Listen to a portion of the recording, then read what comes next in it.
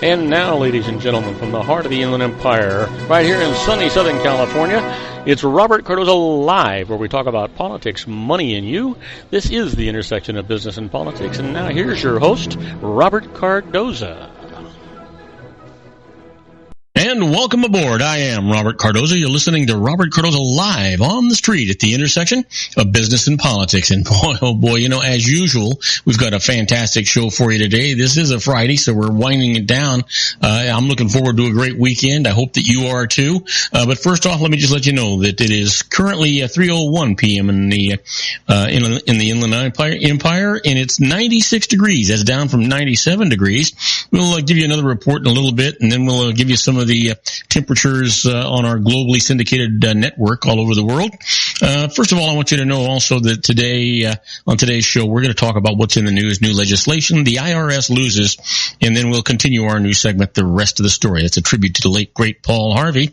It's getting a lot of positive responses, and I think that's terrific.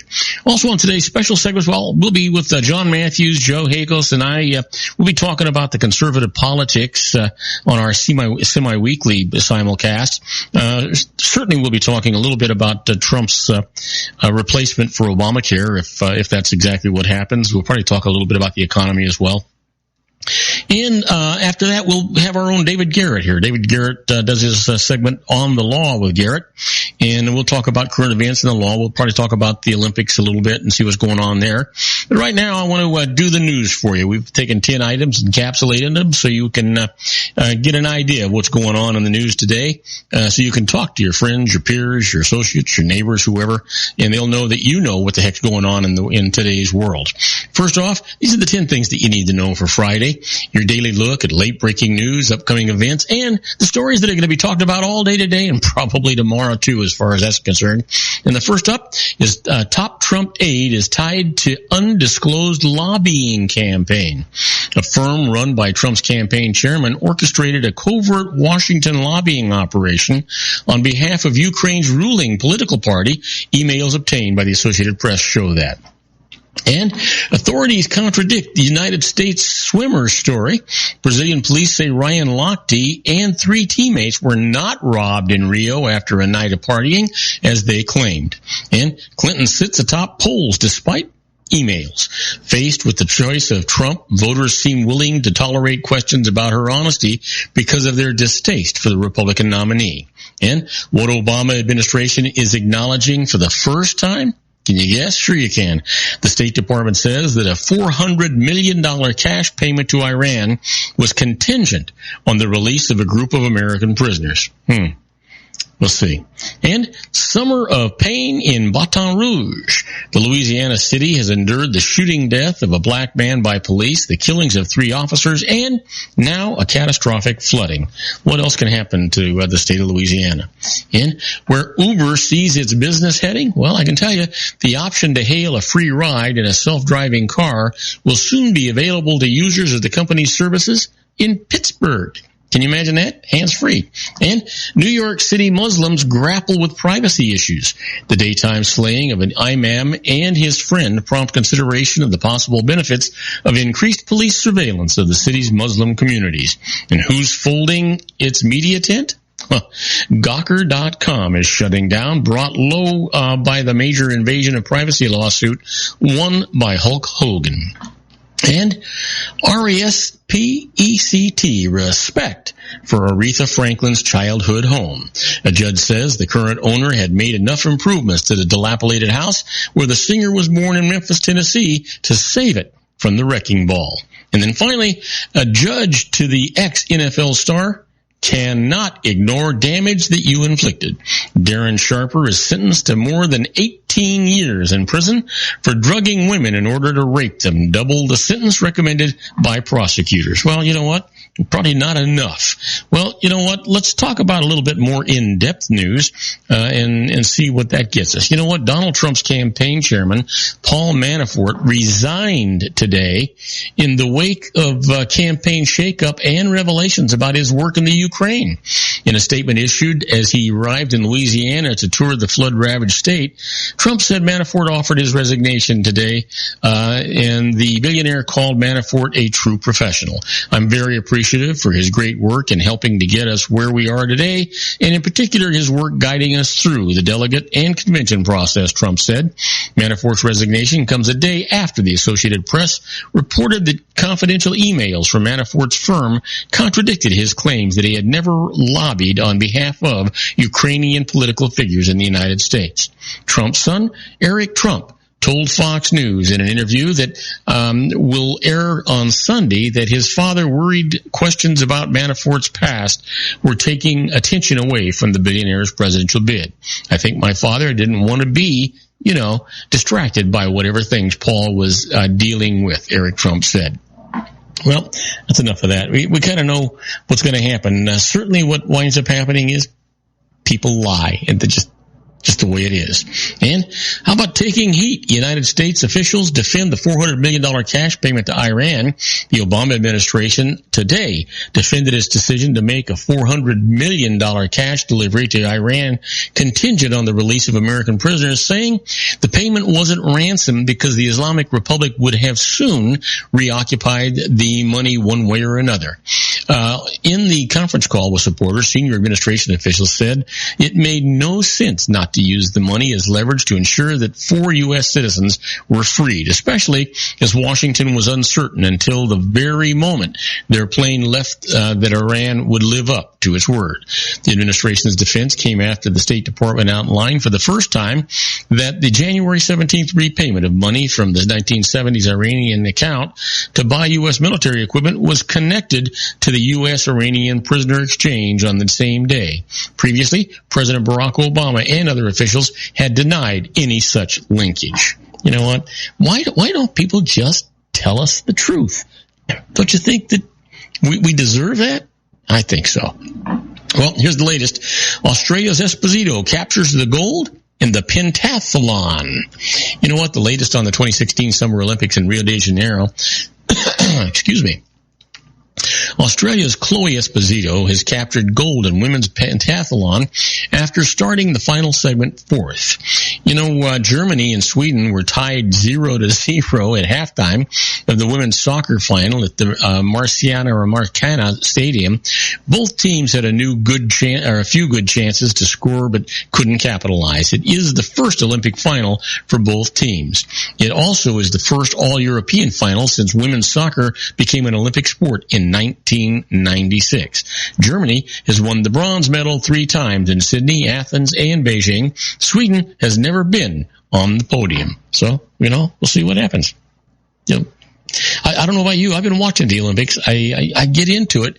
There's some things I don't care so much for, and I kind of go past them. Luckily, I just record them and then zip right past the commercials and right past things that I'm not so interested in. Hopefully, you're doing the same thing.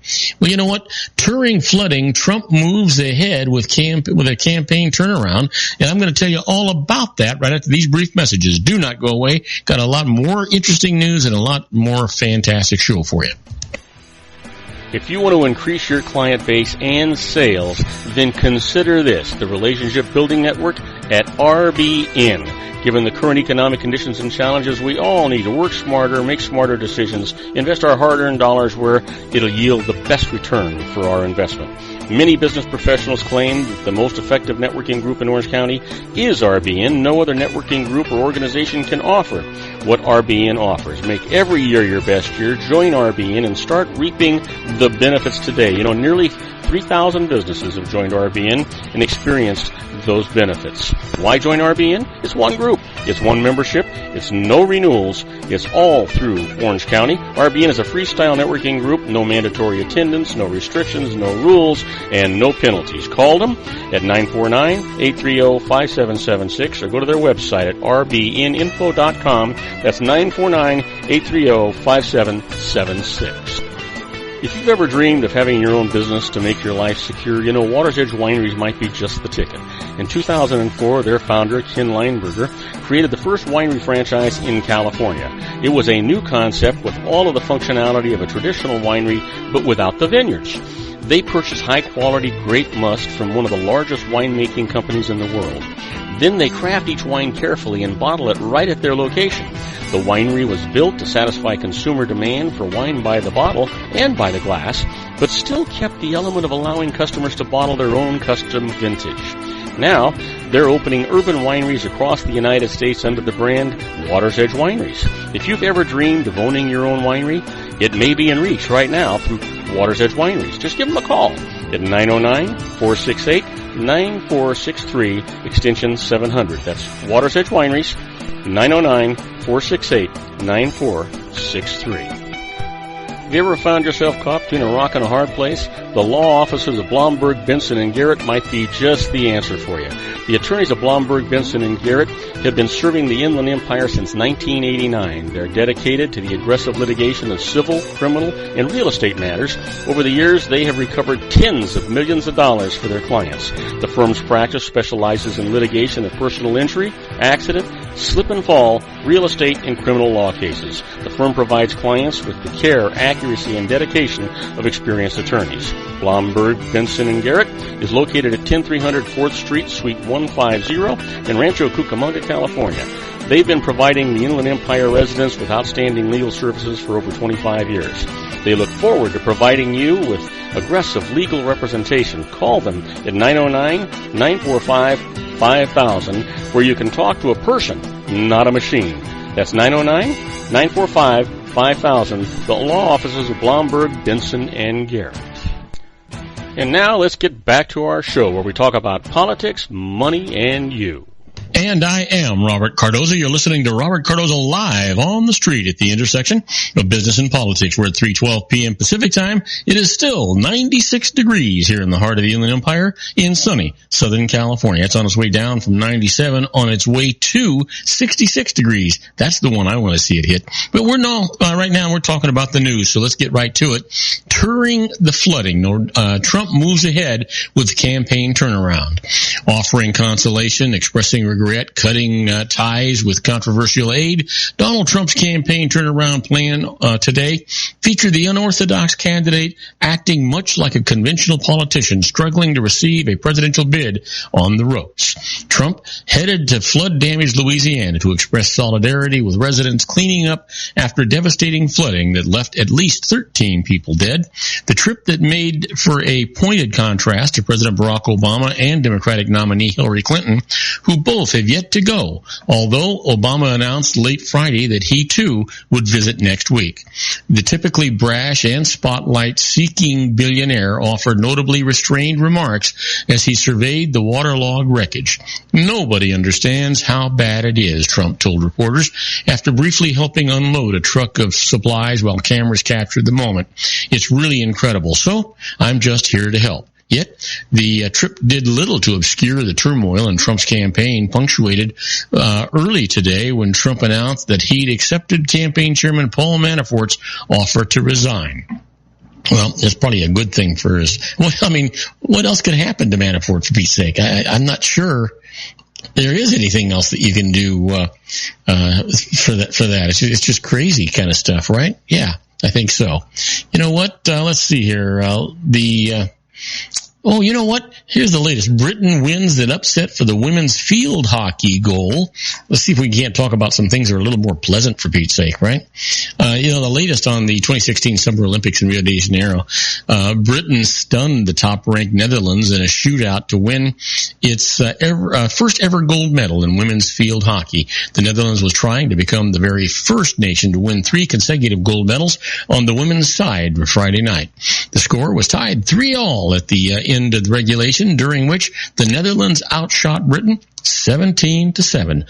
Britain's Helen Richardson-Walsh scored a penalty stroke in the shootout. Then Holly Webb scored the winner. Britain goalie Maddie Hitch did not allow a goal in the shootout. That's a good thing. Yeah, absolutely. Let's see here. You know what? Here's one. Let's talk about this. Syria's very first responders, the most dangerous job in the world, if you think about it. It took Muhammad Fadullah and a team of 7 rescue workers 30 minutes to reach the middle-aged couple trapped beneath the rubble of their apartment building in the congested Syrian city of Aleppo. They had been notified a rocket had struck the building, and they had to wait for the debris to fall and the dust to settle. We called out. We are the civil defense. Is anyone able to hear us? Fadlallah said of the rescue operation earlier this summer, they were on the first floor with 4 floors above them, but they were protected by the ceiling, which had collapsed at a slant. It was routine work for the 3,000-strong Syrian civil defense, which mounts search and rescue operations under the unforgiving atmosphere of war in the shattered country's opposition areas, and whose supporters have nominated its first responders for the 2016 Nobel Peace Prize. Well, you know what? I could probably support that if you think about it. Let's see here. You know what? Officials are actually saying that, what the heck's going on with my computer here? Here we go. The Zika is found in South Beach. Spraying is not practical. South Beach has been identified as a second site of Zika transmission by mosquitoes in the United States mainland, and containing it there will be difficult because high-rise buildings and strong winds make it impractical to spray the neighborhood from the air, officials said today. 5 cases of Zika have been connected to mosquitoes in Miami Beach, bringing the state's caseload to 36 infections not related to travel outside the United States. Florida's governor and health department announced that just today. The discovery prompted the United States Centers for Disease Control and Prevention to announce that it was expanding its travel warning for pregnant women to include an area in Miami Beach known for nightclubs, pedestrian thoroughfares, and beaches. You know, this Zika virus, I don't know what you're thinking about it, but it's certainly not getting any better, and that's for doggone sure. Well, 2 New Jersey commuter buses collide, killing 2 and injuring 17. 2 commuter buses slammed into each other in downtown Newark today, killing a veteran driver and a passenger and injuring 17 other people, including several critically, authorities said. A New Jersey Transit bus just starting its route and carrying no passengers slammed into the side of another New Jersey Transit bus carrying about 20 passengers at around 6 a.m. at a downtown intersection. Joseph Bartholos, the driver of the bus carrying no passengers, was killed. He had worked for New Jersey Transit for 27 years, the agency said. A female passenger on the other bus died later this afternoon, said Catherine Carter, a spokeswoman for the Essex County Prosecutor's Office. This is a tragic day for New Jersey Transit, Interim Executive Director Dennis Martin said. Our organization is in mourning today. Well, I would think so, right? I don't know what else you would do. Well, you know what? Here's one for you, and we'll leave it with this. A man is charged in the auto parts shop owner's beating decapitation. A 62-year-old man has been arrested and charged with murder and the beating and decapitation of a Houston auto parts shop owner. A police statement say Raymond Jackson was arrested today in the death of 58-year-old Inayatola Corsand at his shop in southern Houston. Homicide detectives say passersby reported shortly after 9 p.m. Thursday that Corsand's decapitated body was found lying on the floor of his shop. Investigators determined that Jackson was a regular visitor to the shop. No motive for the killing has actually been determined. Now, do not go away. We're going to take one more short break. When we come back, we're going to tell you all about the IRS losing. That ought to make your day, right? First case up here is the IRS missed an audit deadline. I'll tell you all about that right after these brief messages. Don't go away, folks. Isn't it time to shine the spotlight on your expertise? The Interview, starring you. Here's your chance to capture 5 minutes of fame with The Interview. This isn't just any interview. This is your opportunity to showcase your expertise and position yourself as a trusted expert in a one-on-one video interview hosted by Robert Cardoza, host of the nationally syndicated show Robert Cardoza Live and powered by AHA Studios. What is it? A professionally recorded video for your use. Robert Cardoza interviews you on the set where he records his show. Professional interview showcases your expertise and value, shot in a state-of-the-art studio. And what's in it for you? Gain credibility as an expert, earn the trust of your target market, educate in a way that intrigues your audience, gain a powerful marketing tool that offers dozens of uses, website, video sharing sites, social media, email, DVDs, direct mail, lobby video, resumes, profile building, all that kind of stuff. Association with the nationally syndicated celebrity. That's right. And let's talk about AHA Studios. AHA is a strategic marketing firm that leverages the powerful and visual persuasion to help your business create powerful messages that connect with your target market.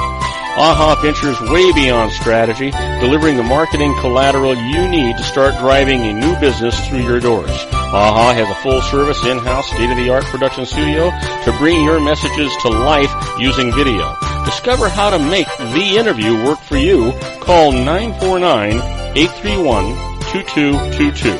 That's 949-831-2222. AHA Image Studios, Incorporated. Dr. Stephen Tidwell, Gentle Family Dentistry in a caring, personalized environment. Here at Dr. Tidwell's office, we are dedicated to helping you keep your teeth healthy. We are a state-of-the-art dental practice that still believes in traditional values, such as excellent customer service and individual attention. We have a special welcoming offer for you for just $39, a complete exam, personal consultation, professional cleaning, and all necessary x-rays. That's a $266 value for $39. Dr. Tidwell has 2 convenient locations and experienced staff to provide you with professional care and personal attention that you deserve. Call today. Don't delay. A great smile another day. Call 909-944-7308. That's 909-944-7308 for Rancho Cucamonga or San Bernardino. Joel Saltzman is Dr. Wireless. He has turned his considerable expertise into consumer credit risk and wireless security into a highly specialized independent web-based consulting enterprise targeting consumer credit risk analysis and wireless transactional security and monitoring. He works as a wireless analyst, veteran independent agent, and consumer liaison for most wireless telecom carriers and equipment manufacturers. For more than 20 years, corporate and private clients and media audiences have counted on his unvarnished advice while weighing the technology, performance, and cost differences between Sprint, Nextel, AT&T, Verizon, and T-Mobile. Joel specializes in setting up mobile wireless hotspots to be used for disaster preparedness, business continuity, and mobile wireless merchant processing solutions. Call Dr. Wireless at 310-400-4900 or go to his webpage at drwireless.com. Again, call 310-400-4900 or his webpage at drwireless.com. You'll be glad you did. And now, back to our show.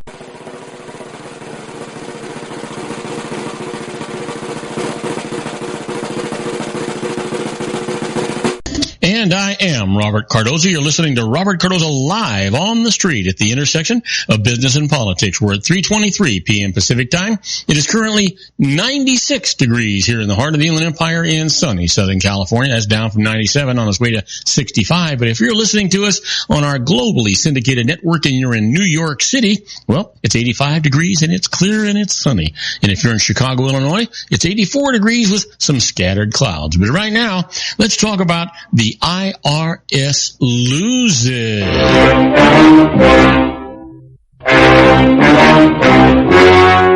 The story you are about to see is true. The names have been changed to protect the innocent.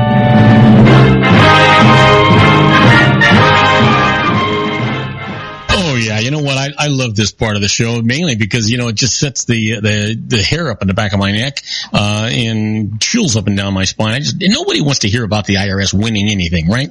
Well, here's the first case. The IRS lost. They missed an audit deadline. A company declared Chapter 11 bankruptcy but continued operating. It then filed a later year return, making a Section 505B request under the bankruptcy code. Now, this required the IRS to select the return for audit within 60 days or accept it as being accurate. Instead, after the 60 days had passed, the IRS said that $7 million more was due on it.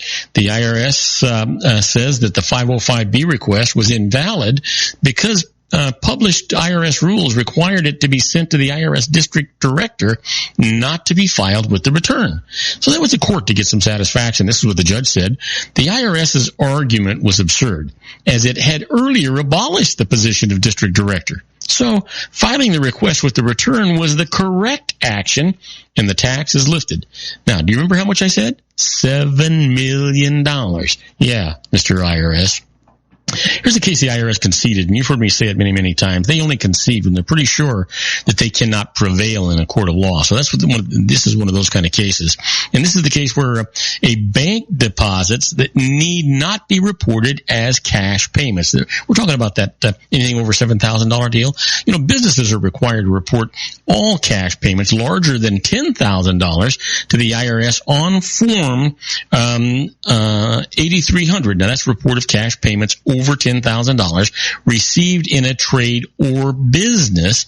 Now, there's a recent case here. A car dealer sold cars using independent contractor salespeople. After a sale was made, the salespeople would deposit the sales proceeds in the dealer's bank account. Now, the IRS's legal opinion of this, the receipt of the bank deposit is not a receipt of cash, since the dealer never literally received cash in hand. The reporting requirement didn't apply. Kind of a thin thread, but you can see where that's going. Here's another case the IRS lost. They cannot sue to collect tax already subject to a refund suit. Here's the story. A company failed to remit payroll taxes, and the IRS imposed personal liability for those taxes on its owners. They paid a portion of the tax, then properly sued for a refund, contesting their liability, filing their suit in Kentucky where they lived. The IRS then filed a separate suit in Louisiana where the company operated to enforce collection of the assessed tax. The owners protested, went to court. This is what the judge said. When a tax liability is being contested in a refund suit in one court, the IRS cannot file a collection action for the same tax in another court. The Louisiana suit is dismissed. And that's the way you would expect it to be. Now, you've heard me say it many, many times. Wouldn't you like to be a fly on the wall when the IRS is doing things and making decisions? That's where we're at right now with this segment that we call Inside the IRS. It's just a little bit like the Twilight Zone.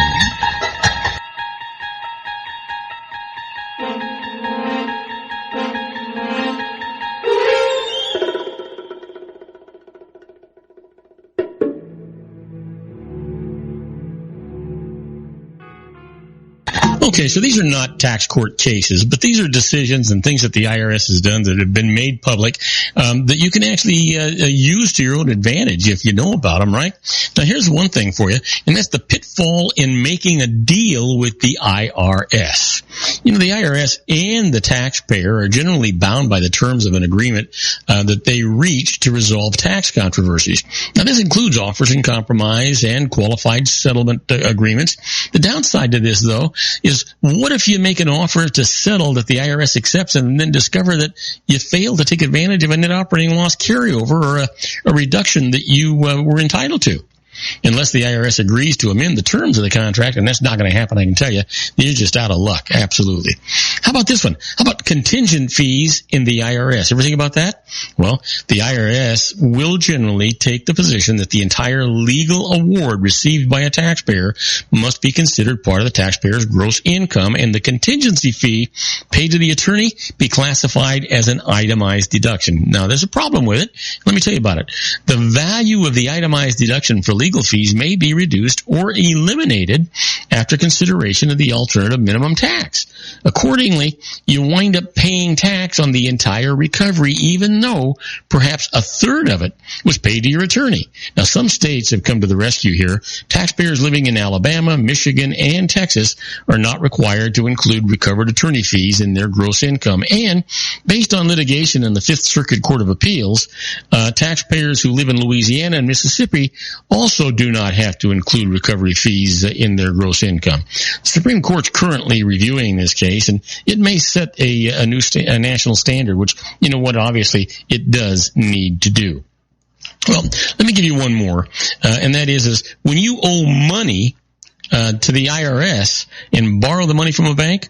Well, a corporate officer who enters into a loan agreement that provides that the bank must approve, whoops, let me get rid of that. There we go. That the bank must approve all expenditures, including the payment of payroll taxes, does not receive himself or herself or a responsible person status. He is still personally liable for the company's willful failure to pay the trust fund withholding and Social Security taxes.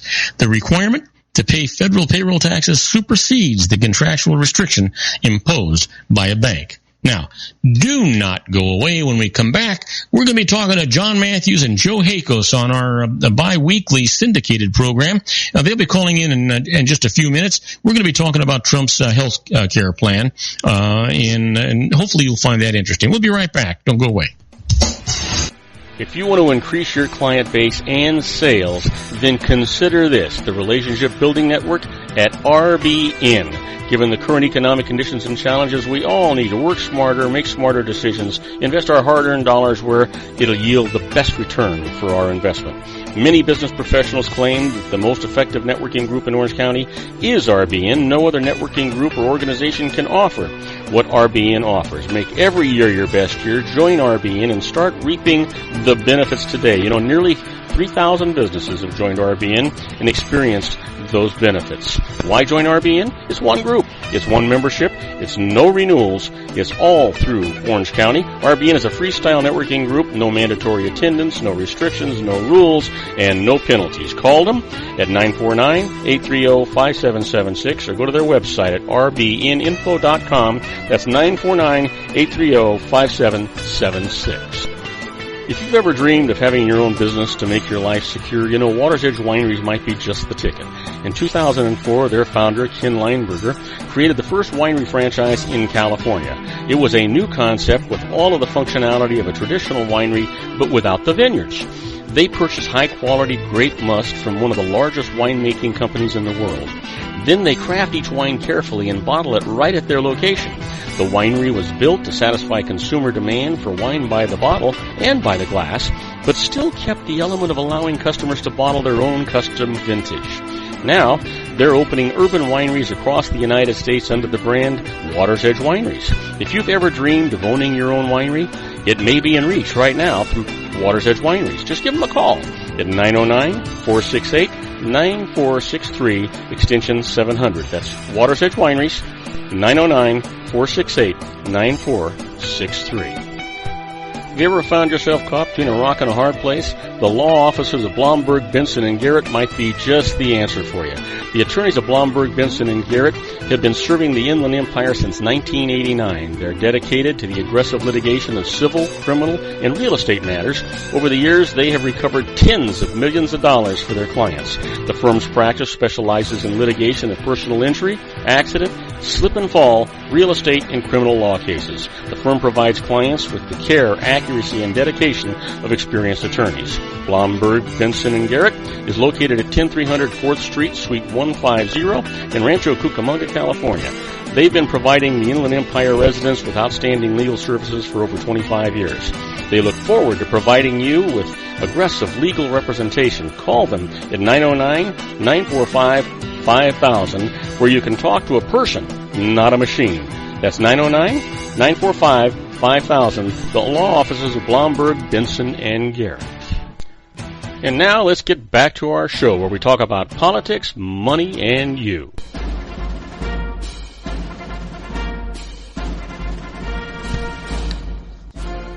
And now, ladies and gentlemen, coming to you from the basement of his strategic planning room located at his political hideaway in Los Angeles County, the dedicated man who stands and serves the political conscience of our nation, Mr. Jon Matthews. And I am Robert Cardoza. You're listening to Robert Cardoza live on the street at the intersection of business and politics, where at 3:34 p.m. Pacific time, it's still 96 degrees here in the heart of the Inland Empire in sunny Southern California. If you're listening to us on our globally syndicated network and you're in Paris, France, well, right now it's 64 degrees and mostly cloudy. And if you're in Rome, Italy, it's 72 degrees and clear. Well, you know what? We're waiting for John and Joe to call in. We're about ready to do our simulcast. They should be calling in about 20 seconds or so. And I'm pretty sure we're going to be talking about Donald Trump. There's a lot to talk about Donald Trump. And, of course, Manafort, as we mentioned earlier in the show today, resigned today. It's probably a good thing for Trump. I just kind of wonder, when he's got less than 90 days left before the election, is it too late for him to really do anything and make a turnaround? I don't know. And one thing's for sure, he's given it a try. It seems like a whole new, different kind of Donald Trump that's sitting out there right now. But we're also going to talk about his proposal to replace Obamacare. To me, it looks like it's really a good one. I would actually support it. Obamacare is not working the way most people think it should work, and I think this other plan actually looks like it's a better plan all the way around. So we'll talk to John and Joe about that when they call in. They should be calling in just about any second now. I'm not sure what the hang-up is. Sometimes, we go to a commercial break late, or they go to a commercial break late. Here they are. They're trying to call in. I don't see it. I don't see them.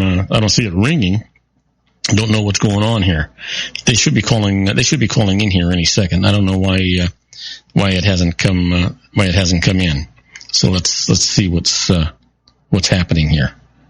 Let's give this a shot. See if we can get this.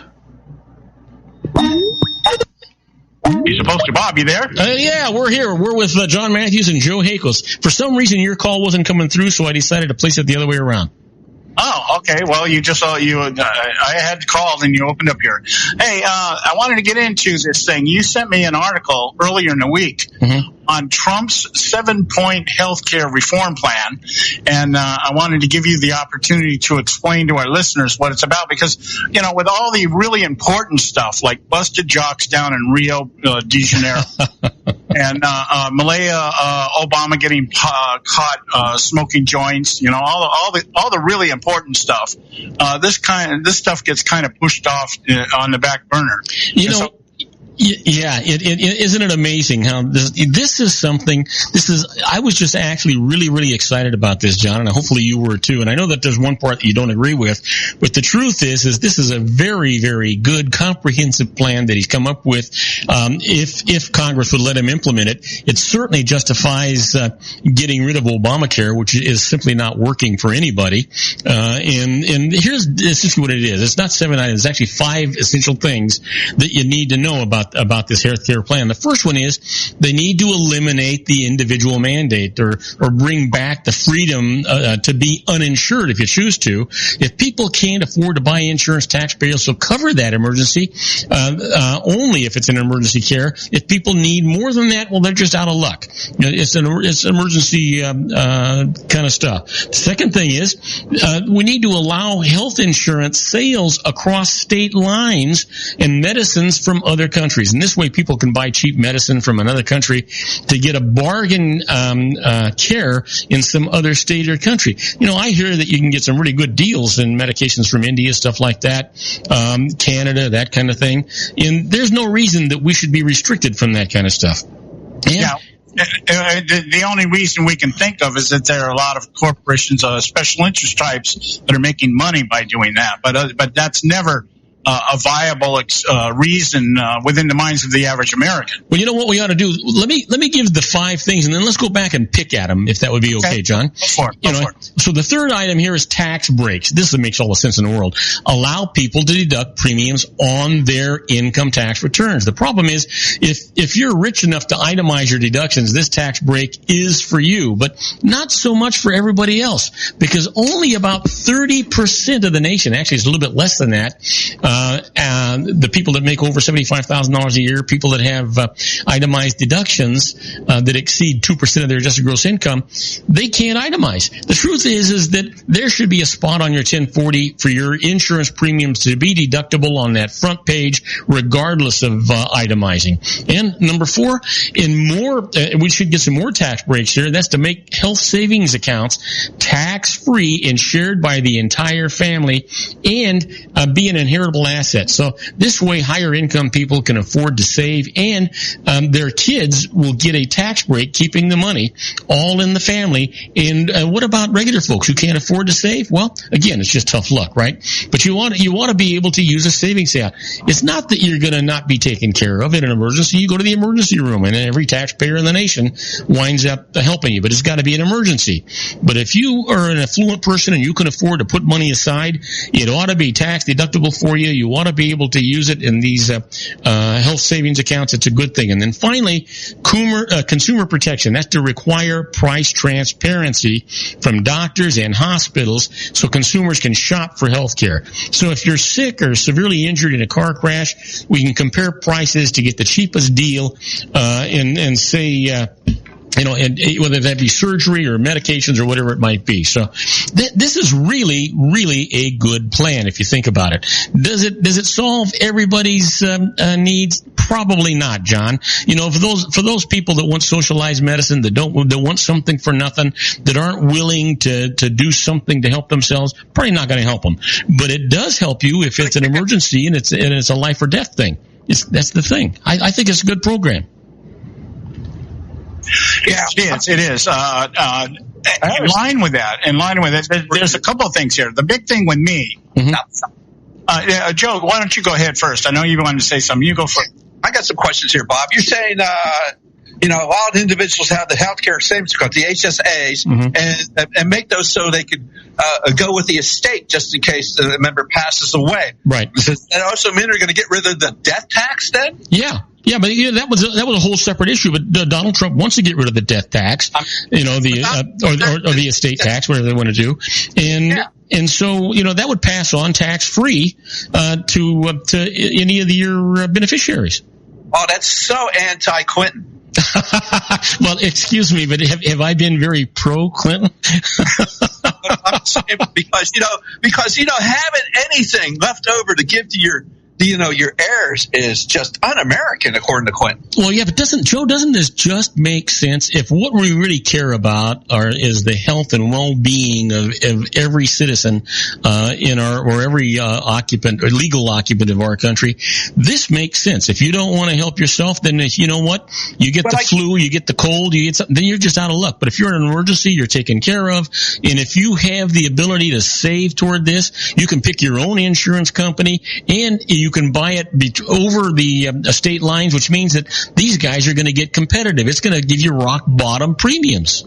Oh, that just sounds like utopia, Bob. But now Hillary Clinton thinks that those items should be left to the government, and the government should be able to go ahead and doil that out because only the government can do it best. Well, yeah, but Hillary Clinton just looks at what her husband did, and he came out of office, and they earned $150 million, and she's saying, well, now when I go into office, I want to earn my $150 million. She's not caring about what the rest of us are doing. She's not caring about the economy. She's caring about her economy. And I really love the part where we can buy insurance across state lines. Yeah. We were saying that since before Obamacare came into being. That was one of the things to allow it to happen was portability, must have portability. And finally, with this proposal, it'd be nice to see it. But will it be implemented? Boy, there's only one way for it to get implemented, Bob. And how is that? Well, we got to change who's residing in the White House and get somebody who's in the legislature to be cooperative. Oh my goodness, that sounds like almost you have to elect Donald Trump. Yeah, and clean house in Congress too. You got to do that also. Well, yeah, absolutely. Absolutely. You know what? How much damage could he really do? I think there's a chance that he could do a lot more good than he does damage. I don't know that the last 8 years have been so progressive, and to get 4 more just like those doesn't make an awful lot of sense to me. I'd like to try anything different that might help us. I heard it said today that if the ham sandwich was running against Hillary Clinton, I'd vote for that ham sandwich. Yeah, me too. Yes. I heard it. The last election cycle was milk toast. Okay, we will elect milk toast. But Joe brought up earlier something that Donald Trump said today in his speech up in Michigan. He said, "What do you guys got to lose by electing me?" Yeah, everything. He said, "What the hell do you have to lose?" It's just astounding. Did you saw the news? You saw the news yesterday, or I think it came out. It broke yesterday that the Clintons, in all of their benevolence, have decided that if Hillary wins the White House, that they'll no longer take foreign money in the foundation, in the Clinton Initiative Foundation, and Bill Clinton will resign from being the chairman. If she wins the White House, it's sort of like blackmail, isn't it? Yeah, what they'll do is they'll start funneling it through the Obama Foundation. Yeah, absolutely. What's the important part about all of that? What they just said. Yeah, she was taking that money while she was Secretary of State. Yes. Yeah, it's another apology. Oh, gee, I'm sorry I got caught. So explain to me this. I do not understand it. Why isn't that getting the press it should be getting? I mean, and also, why isn't Donald Trump just all over this thing? Why does he let some of these things slide? I don't know, but we'll think about that. We'll talk about it when we get back here. We got to go to a quick break here. We'll be back. We've got Bob Cardoza. And we'll be right back after these brief messages. Isn't it time to shine the spotlight on your expertise? The Interview, starring you. Here's your chance to capture 5 minutes of fame with The Interview.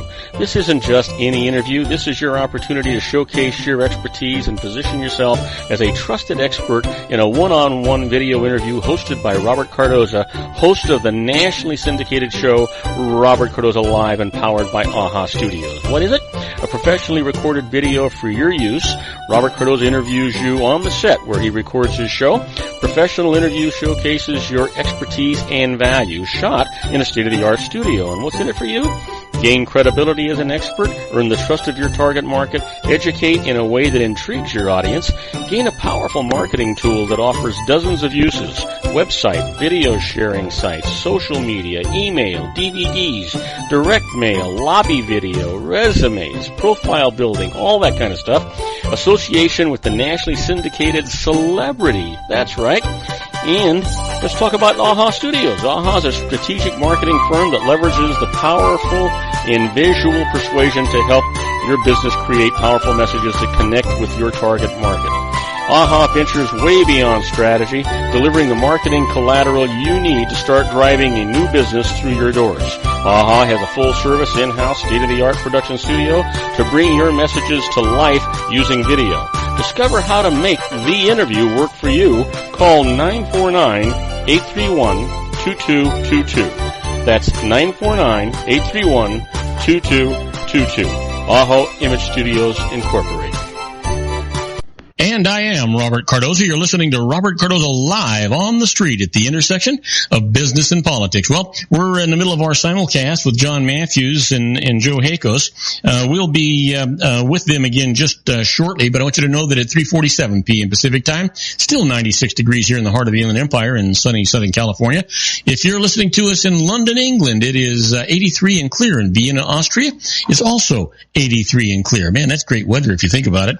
We'll be with John and Joe any second. They should be calling me in, and we'll be getting to them just about any second whatsoever. So let's just wait for it to happen, I guess is what we got to say. Yeah, we'll just wait for it to happen.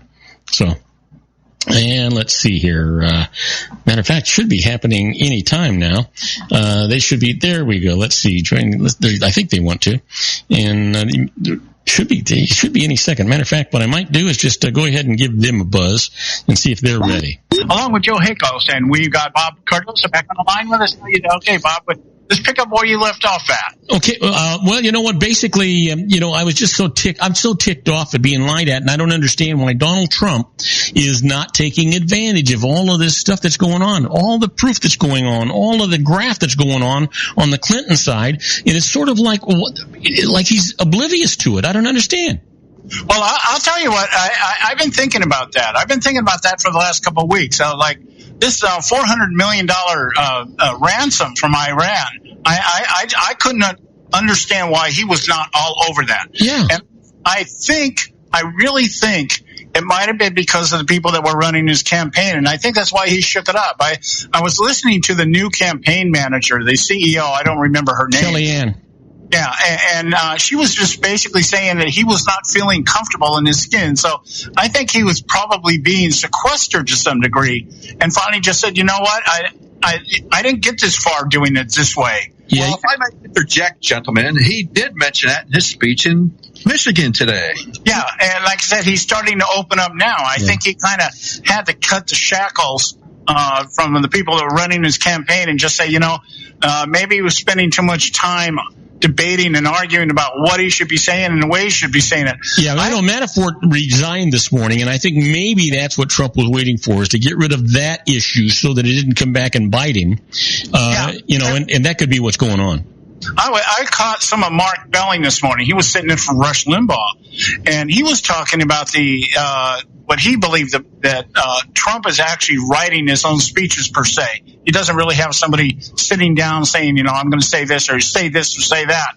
And I think, when Trump sets his mind to it, because I can't believe him sitting in meetings with people, multi-billion-dollar investors and stuff, and looking at people going, you know what, you're an idiot. Yeah. I just don't see that happening. And, maybe in the political arena, it's a little more appropriate because there are so many idiots. Okay? But, when Trump gets down to it, when he starts articulating his thoughts and saying step one, step two, I love the way he's presenting empirical evidence down the line here. This is what we've got, guys. This is where it came from.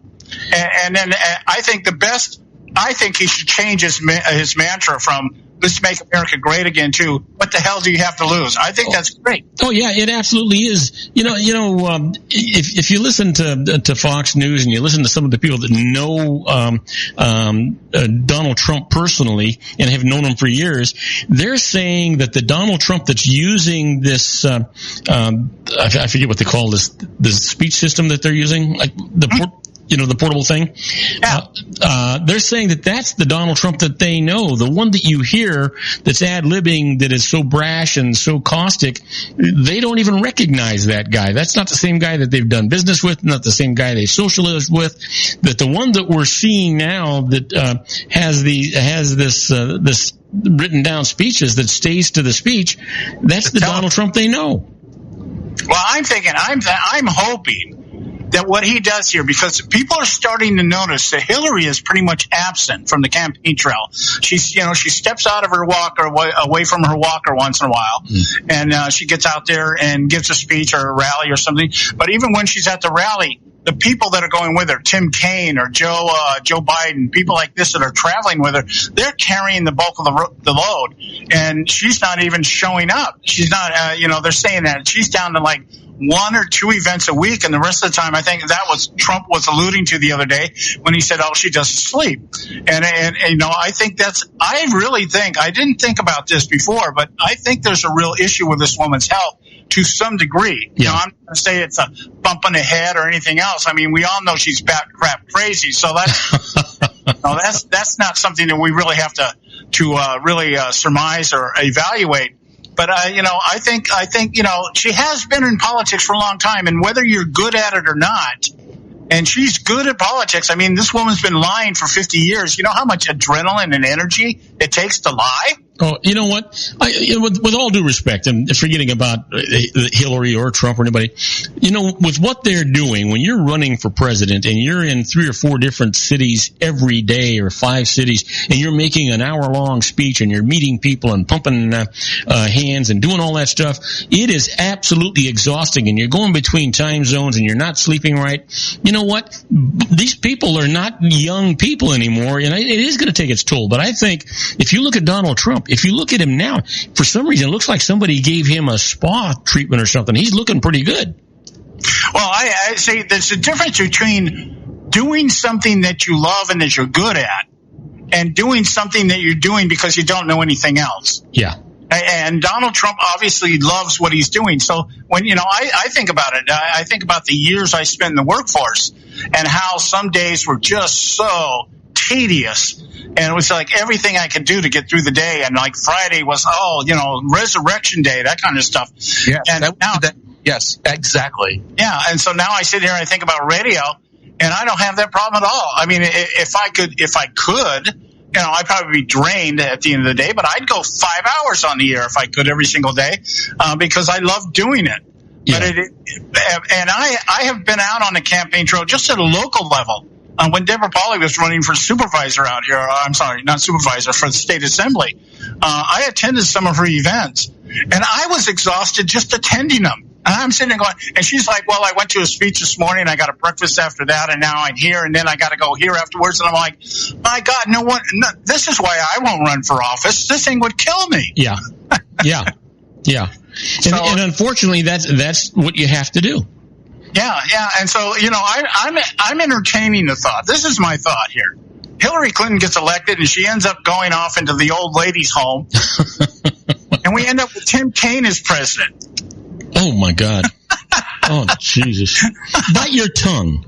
Yeah, what's wrong with you, John? But, did you just fall off your chair and hit your head or something? Oh, no, I'm just saying, I mean, would that really be any worse? Yeah. Well, I don't know. At least we get the psychopathic liar out of there. But all you'd ever hear is the harmonica. Yeah, and we'd have to, I guess what we'd have to do is change all of our government publications into Espanol. Yes. Well, the good part about that is that we wouldn't have to pay any attention because we couldn't understand them anyway. I did out here, just to give you a real quick little thread here, just off topic a little bit. I was going to run for city council out here in Norwalk. Mm-hmm. And I thought, my idea was to just see if I could go in and rock the boat, because this is a Democratic stronghold out here. I mean, the people out here, Linda Sanchez, Grace Napolitano, people like this, they don't even have to run for re-election. Nobody runs against them. And I thought, I'll go into city council, and I'm just going to see if I can rock the boat. You'd give them a heart attack, John. Yeah, well, anyway, I went down, to find out how to do it and everything, and they told me that you have to have your, the blurb that you put in the voter's guide and everything. Mm-hmm. That has to be translated into 6 different languages, and it's $600 a pop. You have to pay $600 a pop to have your blurb translated into 6 different languages. So I'm like, well, geez, that's like $2,400 just to get your blurb. I'd be like, hey, man, I only want the ones that can speak and read English anyway. So there. Well, first of all, that's $3,600. That's bad math on your part. And second, that doesn't make any sense at all. No, and then when you throw in the filing fees and everything else you got to do, you got to have almost $10,000 just to walk in and put your name on the ballot. So I'm sitting there thinking, okay, well, I looked around, I went down to City Hall and I checked the hallways, the pictures of who's in office. And Norwalk is set up like Huntington Beach. The mayor is chosen from the city council. It's not, you don't vote for mayor out here. Yeah. Vote for city council and they pick the mayor. And I'm thinking, okay, we got 4 Hispanics and 2 white women. I've got like a snowflake's chance in hell. I can see the tar and feathers for you already, John. If I'm going to spend $10,000, it's going to be buying a Mac tower. That's what I'm thinking. Yeah, I heard that. Made in China now. It's made in China. Yeah. Anyway, Bob, we're coming up to the end of our time here, and I want to give you an opportunity here to plug your show. All right, please. You know what, folks? I love being on the simulcast with John and Joe, but you can listen to my show every Monday through Friday from 3 p.m. to 5 p.m. Pacific time, and better yet, because we don't want you to have to choose between our shows, get my app. It's absolutely free. Go to your app store, search Robert Cardoza Live, and download it. You can get it for any kind of computer or any kind of phone, anything you got. And it's absolutely free. Then you can listen to me at your leisure or live if that's what you choose to do. Again, go to your app store, search Robert Cardoza Live, or go to my website at robertcardozalive.com. Hey, guys, have a wonderful weekend, and we'll talk to you on Monday. All right. God bless. Take care, my man. All right. And for the rest of you folks, do not go away, because when we come back from this commercial break, we're going to be with our own David Garrett on the law. We'll be right back. Don't go away. If you want to increase your client base and sales, then consider this, the Relationship Building Network at RBN. Given the current economic conditions and challenges, we all need to work smarter, make smarter decisions, invest our hard-earned dollars where it'll yield the best return for our investment. Many business professionals claim that the most effective networking group in Orange County is RBN. No other networking group or organization can offer what RBN offers. Make every year your best year. Join RBN and start reaping the benefits today. Nearly 3,000 businesses have joined RBN and experienced those benefits. Why join RBN? It's one group. It's one membership. It's no renewals. It's all through Orange County. RBN is a freestyle networking group. No mandatory attendance, no restrictions, no rules, and no penalties. Call them at 949-830-5776 or go to their website at rbninfo.com. That's 949-830-5776. If you've ever dreamed of having your own business to make your life secure, you know Water's Edge Wineries might be just the ticket. In 2004, their founder, Ken Lineberger, created the first winery franchise in California. It was a new concept with all of the functionality of a traditional winery, but without the vineyards. They purchased high-quality grape must from one of the largest winemaking companies in the world. Then they craft each wine carefully and bottle it right at their location. The winery was built to satisfy consumer demand for wine by the bottle and by the glass, but still kept the element of allowing customers to bottle their own custom vintage. Now, they're opening urban wineries across the United States under the brand Water's Edge Wineries.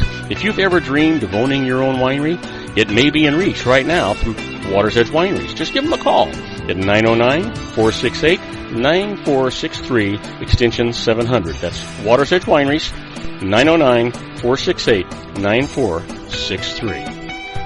Have you ever found yourself caught between a rock and a hard place? The law offices of Blomberg, Benson, and Garrett might be just the answer for you. The attorneys of Blomberg, Benson, and Garrett have been serving the Inland Empire since 1989. They're dedicated to the aggressive litigation of civil, criminal, and real estate matters. Over the years, they have recovered tens of millions of dollars for their clients. The firm's practice specializes in litigation of personal injury, accident, slip and fall, real estate, and criminal law cases. The firm provides clients with the care, accuracy, and dedication of experienced attorneys. Blomberg, Benson, and Garrett is located at 10300 4th Street, Suite 150 in Rancho Cucamonga, California. They've been providing the Inland Empire residents with outstanding legal services for over 25 years. They look forward to providing you with aggressive legal representation. Call them at 909-945-5000, where you can talk to a person, not a machine. That's 909-945-5000, the law offices of Blomberg, Benson, and Garrett. And now let's get back to our show where we talk about politics, money, and you. The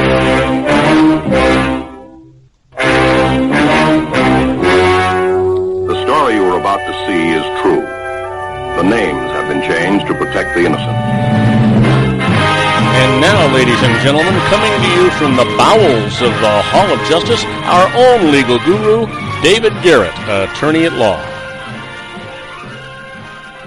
And I am Robert Cardoza. You're listening to Robert Cardoza live on the street at the intersection of business and politics. We're at 4:01 p.m. Pacific time. It's currently 96 degrees here in the heart of the Inland Empire in sunny Southern California. That's down from 97, and it's on its way to 64, which is a good thing. Hey, it just dropped to 94. That's a good thing. And if you're listening to us on our syndicated global network and you're in Madrid, Spain, well, it's 84 degrees and it's clear. And if you're in Tokyo, Japan, it's 75 degrees and it's some rain showers. But I'll tell you where it's not raining anywhere near our legal guru, David Garrett. Hey, David, you're on the line. Yeah, how you doing today, Bob? I'm doing terrific. I want to know, are you all set to go fishing tomorrow? I'm trying to get there. I am having trouble finding a boat to take me out tomorrow, so maybe I'll get that far. Well, wait a minute. You know, you can go to Dick's Sporting Goods and get one of those little rubber dinghies.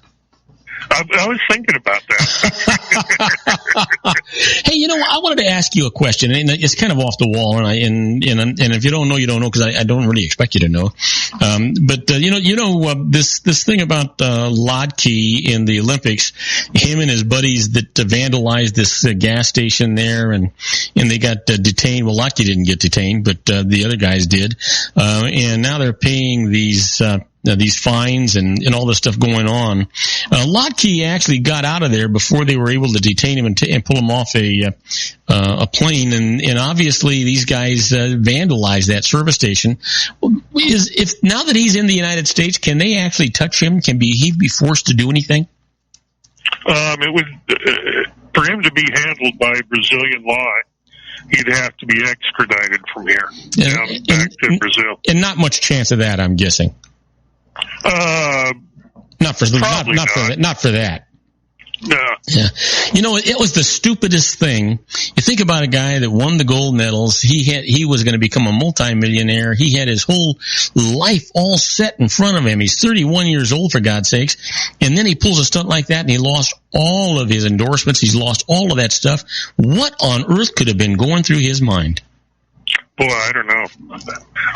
The only thing I can think of is he had to have been pickled by alcohol when all this came up. Yeah, and that's what they're saying. These guys went out and got plastered. It just, you would think that, first of all, they're ambassadors of the United States. What a sad set of affairs. And then they do that. You think, wait till you get home in your privacy of your own home and then go ahead and pickle your brain if you want to. But you should be smarter than that, for gosh sakes. Yeah, it's just, it's kind of crazy. That whole thing brings up kind of a real interesting things in the law that we have something kind of similar here, and Brazil has a little different flavor on it, but, I guess what they're talking about is this idiot went out and what did he do, beat up a sign or something, or he ripped trashed a bathroom? Yeah, he ripped a sign off the side of the wall, urinated, in some plants or something, whatever, I don't know what the heck that does, or on the bathroom floor, I'm not sure, and then they did some destruction inside the bathroom.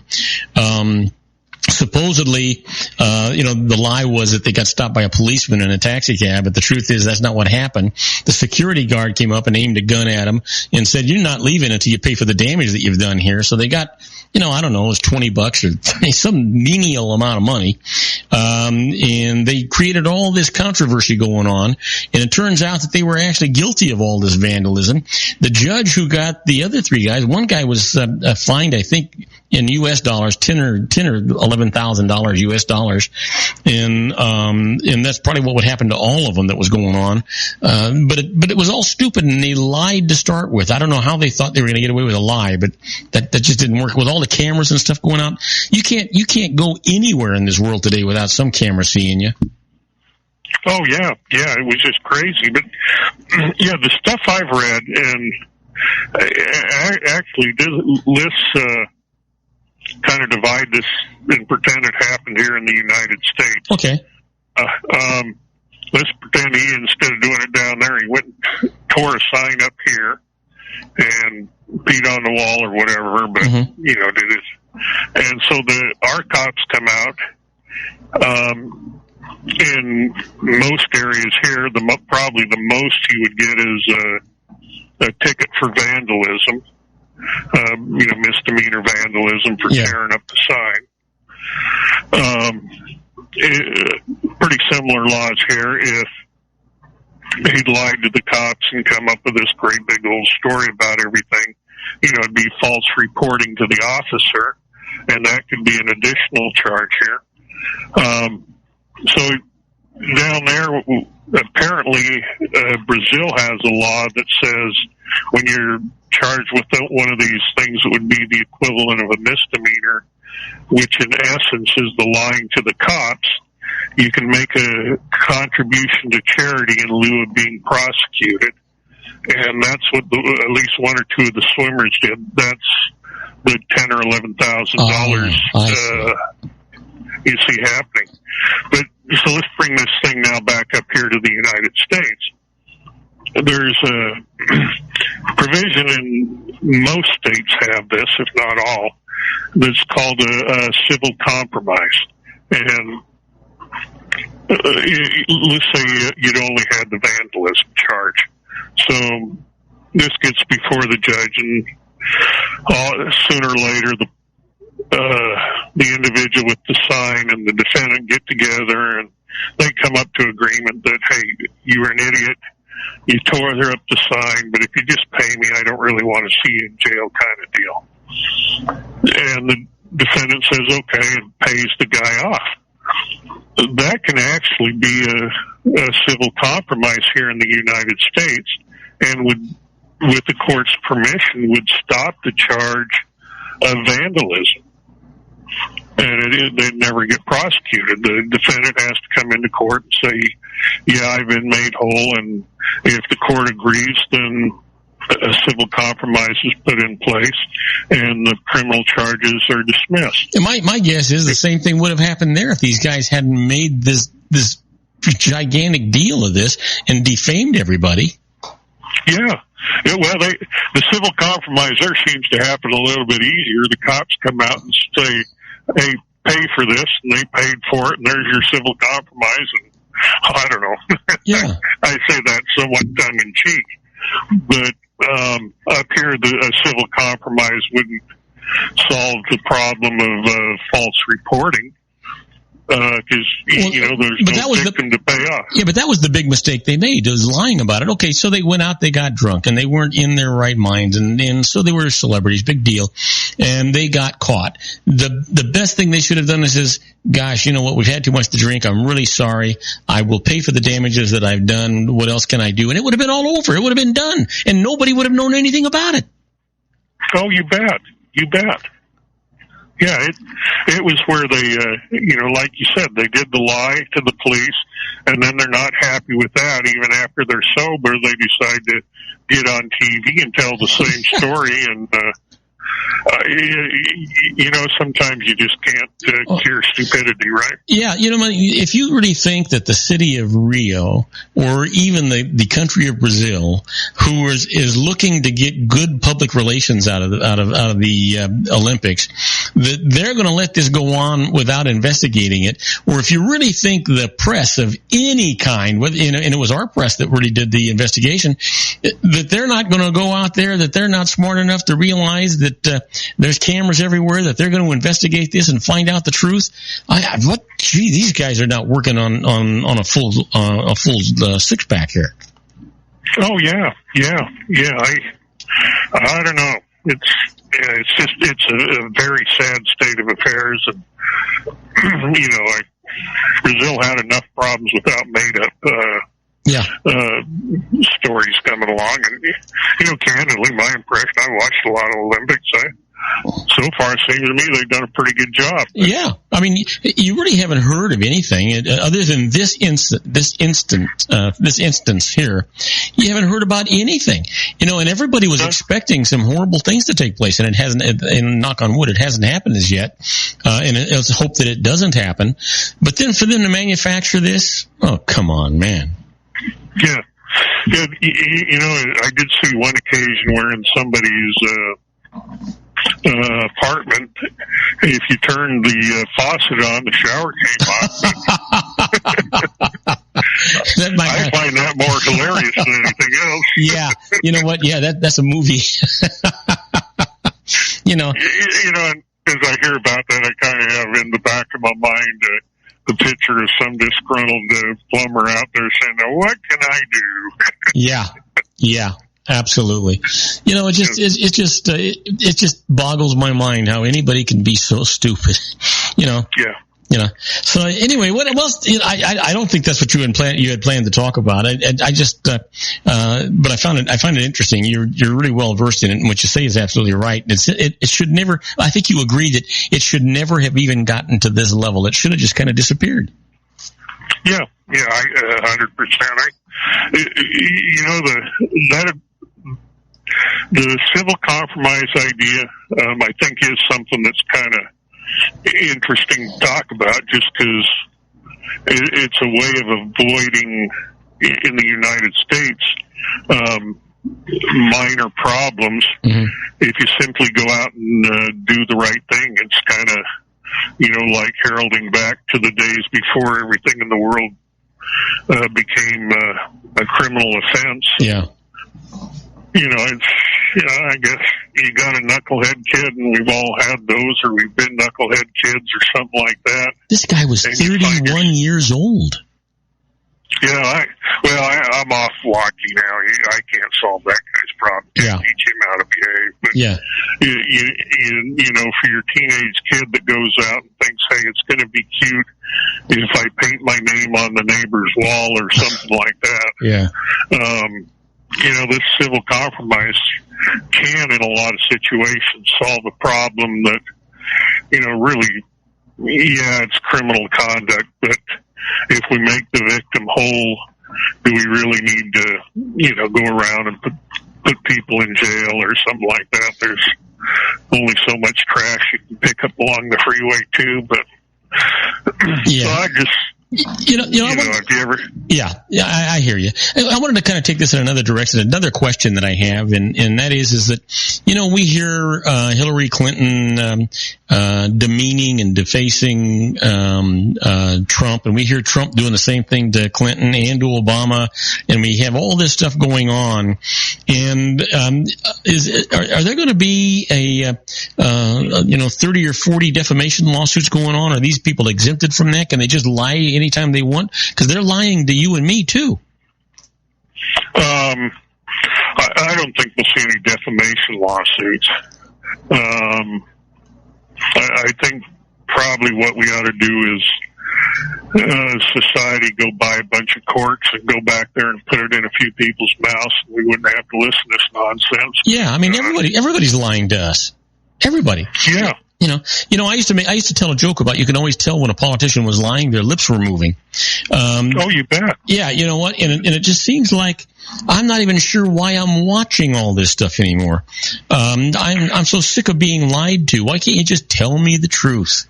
Just tell me the truth. Yeah. I'm not stupid. I can make up my own mind. But one thing I certainly am not interested in doing, I'm not interested in voting for a liar or a thief or a crook. Or any of those things. Not that I think you need to be an angel. I want you to be able to be street smart. But come on, stop lying to me, will you? Well, yeah, that's my feeling exactly. And you remember that old decision that the Supreme Court came up with on Obamacare? Yes. Where, in essence, they concluded it was possible to implement it through the tax code. Right. And I'm not criticizing our Supreme Court in any fashion on this decision. It's, I think legally, they probably came up with a well-reasoned decision. The difficulty I had there is we just spent the years before that listening to how it wasn't a tax. Yeah.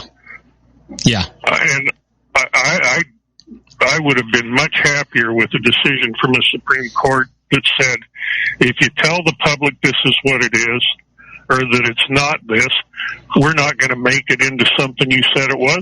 Well, you know what? And that's a really valid point to make, David.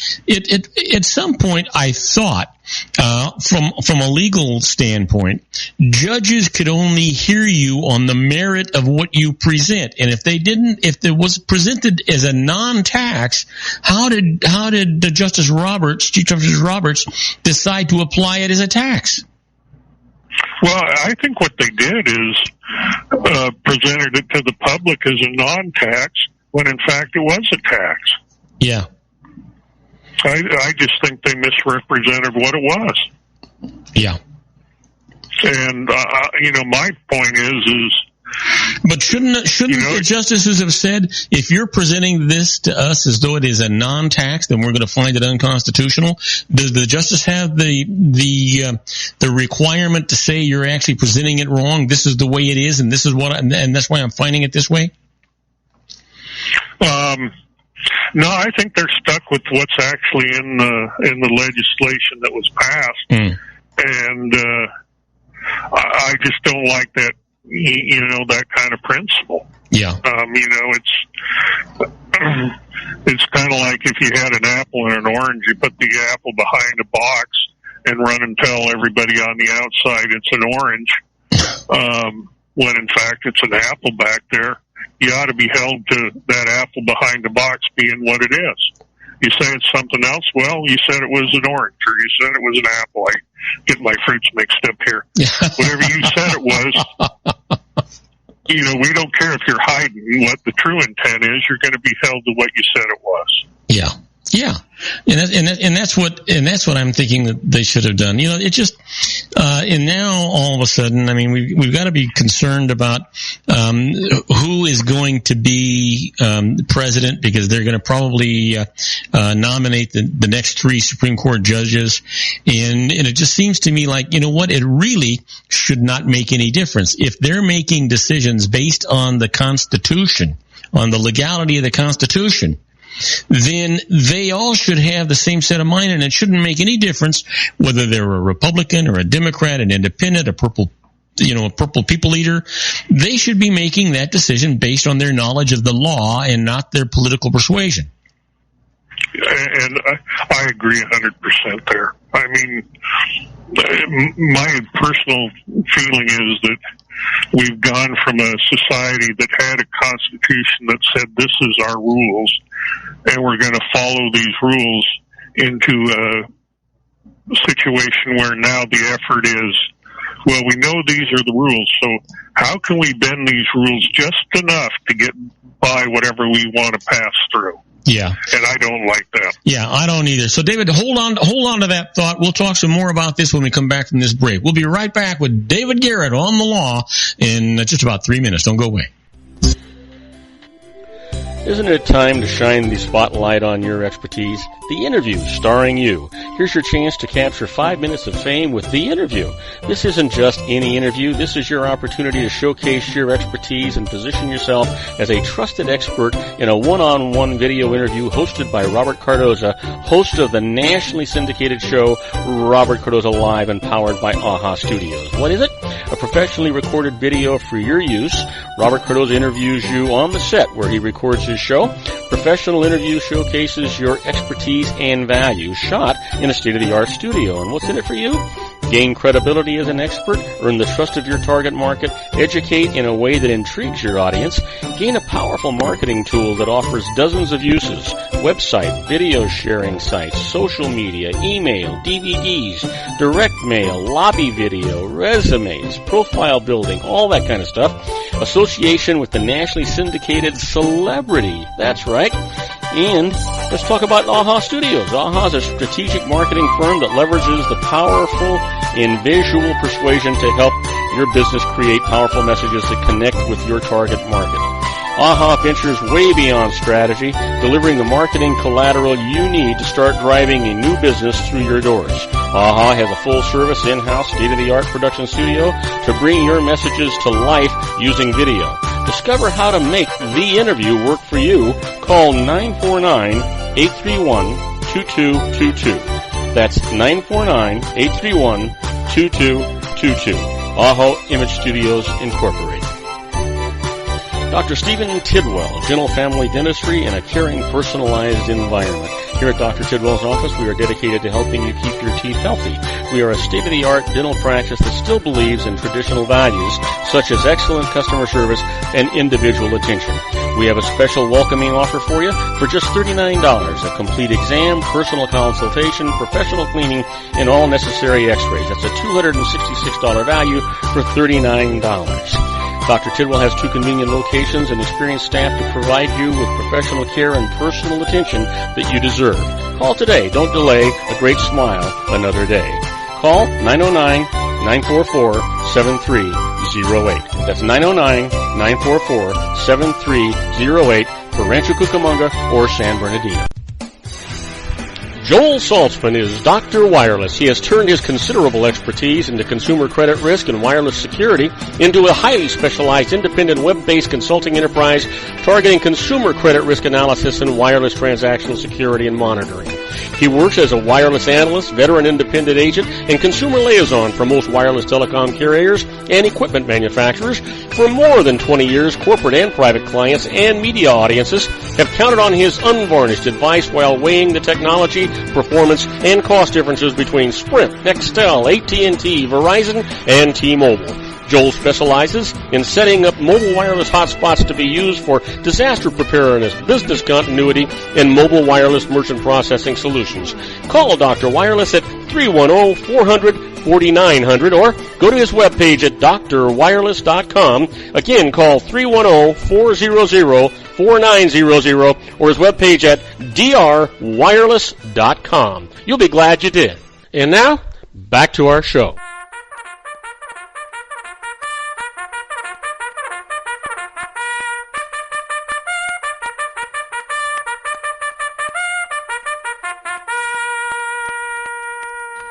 And I am Robert Cardoza. You're listening to Robert Cardoza live on the street at the intersection of business and politics. We're at 4:23 p.m. Pacific time. It's still 94 degrees here in the heart of the Inland Empire in sunny Southern California. That's down from 97 on its way to 66 degrees. If you're listening to us on our syndicated global network and you're in Sydney, Australia, it's 55 degrees and clear. And if you're in Auckland, New Zealand, it's 55 degrees and overcast. But you know what? Over the offices of our own David Garrett, it is clear as a bell. Hey, Dave, you got the microphone. We were talking about Supreme Court justices and the injustice of how our legislators are actually manipulating the justices. Yeah, it was that whole thing there. And I was just thinking as we talked about this, we've just been through the primaries to determine who our nominees are going to be. Mm-hmm. And you remember all the circus going on through that. Oh, yeah. And it kind of gives a brief example of how we get to where we are now. To me, a fundamental right and fundamental dictate of the Constitution is this old concept of one man, one vote. Yeah.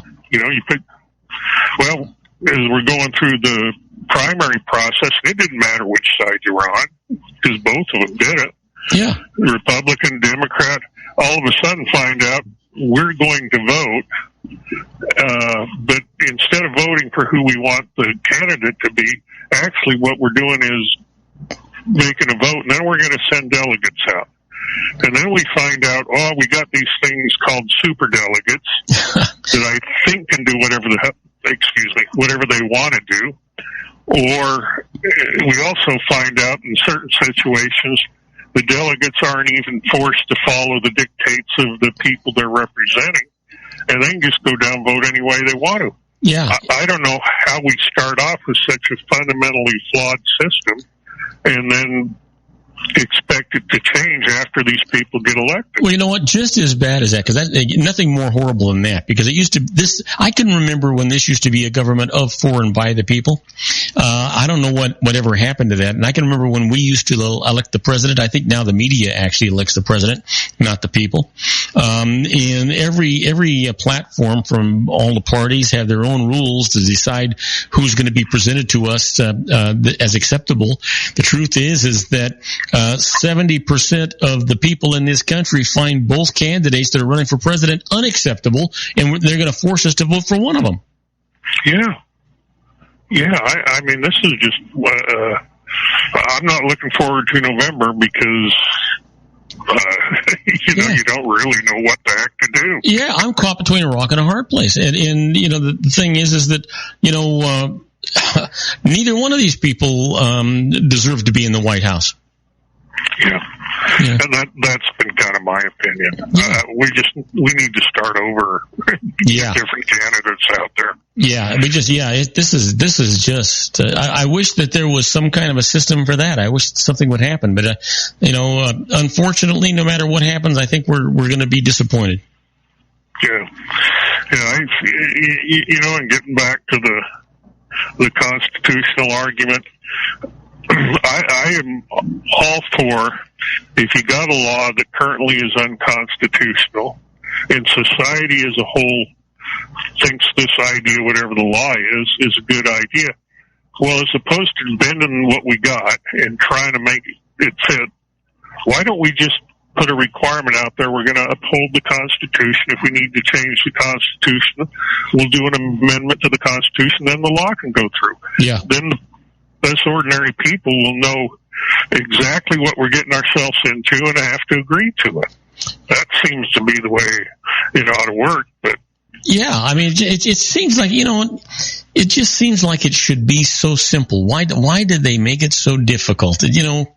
It just doesn't make sense. I understand not making it easy to change the Constitution. You don't really want it to be easy, because then your rights it's like your rights have been written on rice paper, right? And we don't want that to be the case. We don't want it to make it easy. I understand that. But the truth is, it's just like prohibition. We needed to have a amendment to our Constitution for that. That's the stupidest thing I ever heard of. In 1 minute you can drink and it's okay. The next minute you can't drink. In 1 minute you can drink, you can have pot. The next minute you can't. What the heck is going on here? This is not a constitutional issue. This is something that the majority of people should make a decision. It doesn't have to be that doggone hard. No, it doesn't at all. I think there's some very broad scope powers that have gotten to be found that government has through, in my opinion, bending constitutional theory. And once it gets bent, now we've got the government with these powers. And my personal belief is that the people should have had a decision. Yeah, we're going to give our government this power, and if we do so, it needs to be by constitutional amendment, yes, not by strain construction. Yes, you are absolutely right. The problem is that the federal government has become so big and so all-powerful, and the legislators that we voted in have become the good old boy network. We can't even get rid of them anymore, that we're not being represented well in Washington, D.C., and the government's too big. The government is supposed to exist to protect the citizenry, not all the rest of this baloney that's going on. The individual states are supposed to take care of everything else. And if you don't like what's available to you in one state, move to another one. Yeah. I was watching on TV today. Let's see. That may have been sometime this week. And apparently I read I'll tell you. It was some article about how bad the roads are in L.A. County. Mm-hmm. And it was like 65-70% of these roads are just, they put them in way poor, I think is the word, way below standard. So the solution that is being bandied about is, okay, well, let's put some sort of proposition on someplace. Now we'll pay additional money so that the roads are actually fixed. The thing that disturbed me with all that is we go through society. We've had government. Well, I think making roads is a good purpose of government. Why don't they use the money they got to fix roads instead of running around sending our elected officials all over the... Absolutely.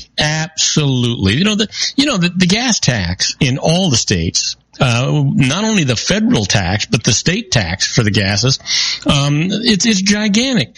There's plenty of money there to take care of infrastructure. I can remember when we had a very modern, wonderful highway system, and California used to have the best roads in the country.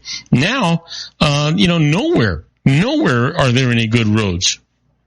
Yeah, that was this show. They had all these guys they're interviewing. They're driving down a road, and the road's so bad they lose the front end of the car from some hole in the road. Yeah. I mean, come on, government. This is your job. Fix it. Yeah, absolutely. That's exactly right. That's the job of government, to take care of all this infrastructure. That's the job of government. They need to get out of our bedrooms and out of our back pockets and out of our lives, and remember that we are a free society here, at least in the United States, and these people are making you start to feel oppressed. Yes. Yeah, we're going to live our lives in freedom as long as the freedom's doing what we're told to do or living how they want us to live. Yeah. And the problem is they are the 535 legislators that we put into Washington, D.C., and we continue to put them there in spite of the fact that they're not even doing their job. They no sooner get elected, they get to Washington, D.C., and they're told they have to devote 40 hours a week to raising funds for re-election. Yeah. What about spending 40 hours a week doing what we elected you to do, that we're paying you to do? Yeah. And instead we run into those situations where the national parks are shut down Yeah. Because the two sides can't sit there and figure out how to make it work. You know, and that's another dumb thing. Both sides want the same thing. They just totally disagree on whose idea they're going to use, because one side doesn't want the other side to get the credit. I remember, I forget who it was that had said it, but somebody was really famous, obviously not famous enough because I don't remember who it was, that said that if you want to get anything done in this world, anything, then you got to just not care who gets the credit. Yeah, I believe that. Yeah. My solution might have been to lock them in their little Capitol building there with a key and said, you guys get to come out when you finish the job. Yeah, and you don't get a paycheck until it's done. Yeah. I don't know, Bob. There's some screwed up things in society nowadays. Yeah, and you hear all these junkets that these congressmen and senators are going on. They're going all over the world. They're being wined and dined and all these things going on the taxpayers' dollars. And we have, I can't remember a time. I'm 71 years old. I don't remember a time when we were not at war. Yeah. You know? Yeah, and why does the mayor of L.A. need to travel all over the world? Yeah. I mean, or, I happen to pick on him because he's the one that pops up here. But, yeah. Or we buy a $4 or $5 million yacht, put it down in L.A. Harbor, so some harbor master can go out and show people stuff. Yeah, I mean, you know what? This is ridiculous. You talk about the imprudence of the way elected officials handle our money. It's just it's ridiculous. It's crazy. Yeah. I wish I knew a way to put a stop to it. Yeah, the only way you can do it is at the ballot box. The problem is people are so complacent they think that their vote doesn't matter. And the other problem is, I think the media is running everything. The media convinces you that so and so is going to win or so and so is going to win, and people are forgetting about you need to vote for what's best for you as an individual, what's best for you as a community, and not what the media tells you to do. Yeah. And everybody wants to vote for a winner. So the media says, well, John Smith is going to win. So you go to the ballot box and you don't want to vote for a loser, do you? So you'll vote for John Smith. Yeah. And that's largely dictated by who gives the most funds to the media. Yep. Absolutely. It just drives me nuts. Hey, John, or David, we've got 50 seconds before we have to say goodbye. Give some contact information out for your firm. The number is 909-945-5000, and we can be reached on the web at www.lawbbg.com.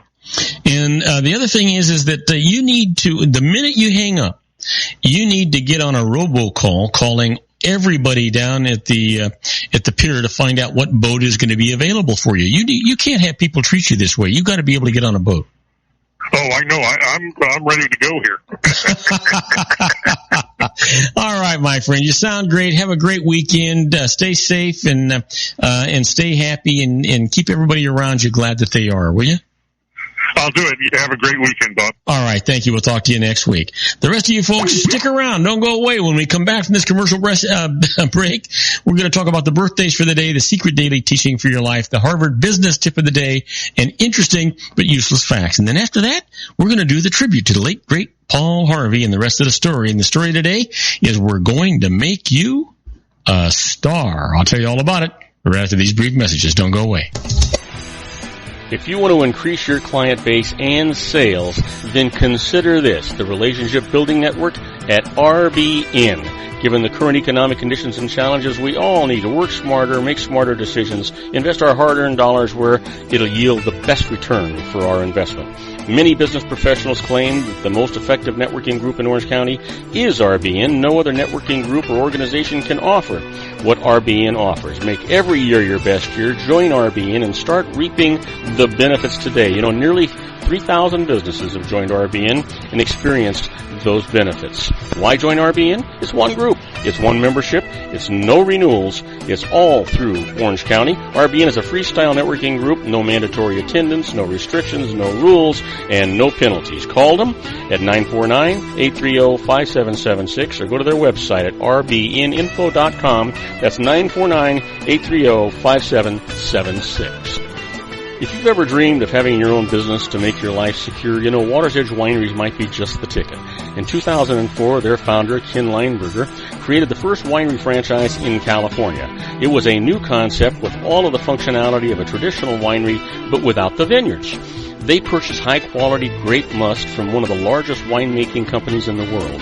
Then they craft each wine carefully and bottle it right at their location.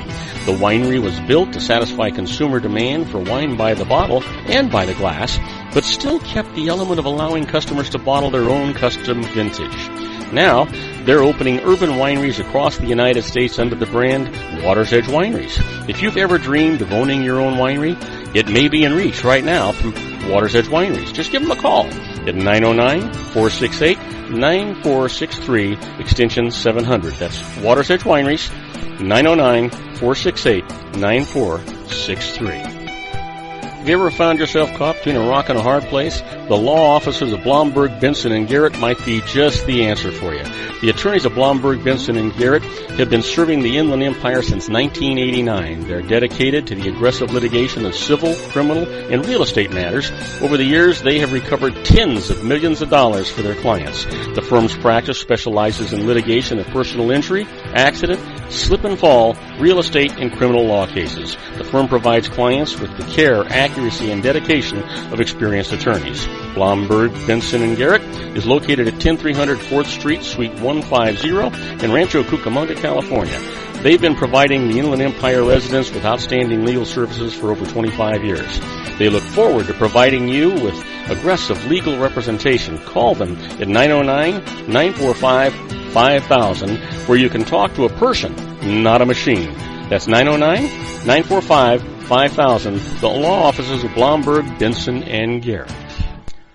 And now let's get back to our show where we talk about politics, money, and you.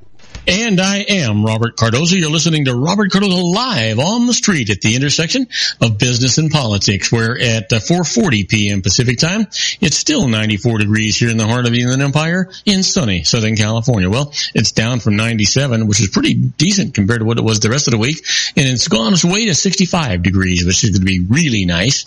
And if you're listening to us on our syndicated global network and you happen to be in Hong Kong, well, it's 77 degrees and partly cloudy. And if you're in Lisbon, Portugal, it's 66 degrees and partly cloudy. If you've never been to Lisbon, it is just an absolutely magnificent, beautiful, beautiful city. But right now, let's talk about the Harvard Business Tip of the day. And the tip today is, before a difficult conversation, take the other person's perspective. Yeah, you heard me right. When you need to talk through a difficult issue with a coworker, it's tempting to just get it over with. But don't start the conversation until you've taken the time to see the situation from their perspective. Try to get a sense of what your colleague might be thinking. They have a rationale for the way that they've been behaving. So what might that reason be? Imagine you're in their shoes. Ask yourself questions like, what would I do if I were them? Also, ask yourself what your colleague is trying to achieve. You'll need a sense of what their goal is if you want to help them achieve it. Identify places where you too see eye to eye on the issues. Now, this common ground is going to give you a foundation to problem solve jointly and will make the conversation go much more smoothly, guaranteed. And that's the way you want it to do. It's got to be a team effort, guys. Absolutely. Well, you know what? It's time for our secret daily teaching for your life, and you know that this is all about a positive mental attitude. You really do decide how your life is going to go, whether you're going to be happy, sad, rich, poor, a failure, or a success, whether your people around you are going to like you or not. You really are going to decide all those things. You do it every morning. When you wake up in the morning and you look in the mirror, you need to look up and say, man, this is going to be a fantastic day. It's going to be profitable. It's going to be productive. It's going to be wonderful. I just can't hardly wait to get out there. And just keep that thought all day long. And you know what? It's exactly what will happen. Now, the teaching for today it comes from W. Clement Stone, who was born in 1902, and he passed away in 2002. He says, whatever the mind can conceive, it can achieve. That is what a positive mental attitude is really, really all about. Well, you know what today is. Everybody does. I certainly do. It's somebody's birthday. It's Friday, August the 19th. Let's find out who it is.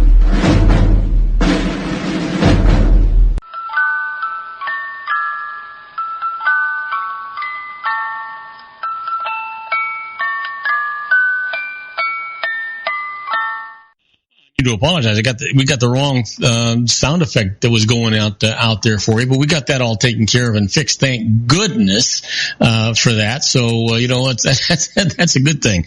But you know what? Let's talk about the birthdays for today. Here's a fellow born in 1913, died in 2003, a fitness personality, most famously through a line of aerobic videos and television programs. Who could forget Sweating to the Oldies with Richard Simmons. Happy birthday, Richard. And here's a gentleman that you probably all know. We've been talking about him a lot lately. Born in 1946, served as the 42nd President of the United States. He and Tipper share the same birthday. Wonder if they celebrated together. I doubt it. We're talking about Tipper Gore, by the way. Happy birthday, Bill Clinton. And in 1948, a former Second Lady of the United States and the wife of Al Gore. Like I said, happy birthday, Tipper Gore. Yeah. Well, what do you think happened today in history? Well, you don't have to worry too much about it because I'm going to tell you. Here's the thing. Today in history, on August the 19th, 1692, Salem witch trials took place in Salem, Massachusetts, province of Massachusetts Bay. 5 people, 1 woman, and 4 men, including a clergyman, are executed after being convicted of witchcraft. And on this day in 1934, the first All-American Soapbox Derby is held in Dayton, Ohio. And then finally, on August 19th, 1990, Leonard Bernstein conducts his final concert, ending with Ludwig van Beethoven's Symphony No. 7. Yeah. And you know what? Our quote for today comes from Christopher Morley. And Chris says, life is a foreign language. All men mispronounce it. Yeah, you know what? That's probably an understated fact. All men probably do mispronounce it. That's the sad thing that's happening around here these days. Anyway, you know what? Let's talk about interesting but useless facts. Did you know that some types of hawk moth caterpillars retract their head when alarmed, and which gives their thickened end sections the appearance of being a snake's head? Yeah. Wow, isn't that something? Did you know that jellyfish look a little like umbrellas? Yeah, they do. Of course you knew that. They can be dangerous, though. Be really careful. Really dangerous. How about this? A donkey can sink into quicksand, but a mule cannot. I have no idea why. I'm just giving you the information. Try this one on for size. The Guinness Book of Records holds the record for being the book most often stolen from a public library. Yeah. And did you know that Louis XV was the first person to use an elevator? In 1743, his flying chair carried him between the floors of the Versailles Palace. Wow. Yeah, I don't know if you've ever seen the Palace of Versailles. My wife and I were lucky enough to be there a couple of times, and it's just absolutely just magnificent, unbelievable. You know, you can't hardly imagine the lifestyle that these people actually led. Did you know that at birth, a panda is smaller than a mouse and weighs about 4 ounces? Now, that doesn't sound like much, but think about how big they grow to be. This is pretty phenomenal. Just think about it. Really, really pretty phenomenal. Now, did you know that stage bows were originally devised as a way for actors to thank the audience? The audience would or would not acknowledge each of the actors in turn, depending on how much they enjoyed the performances.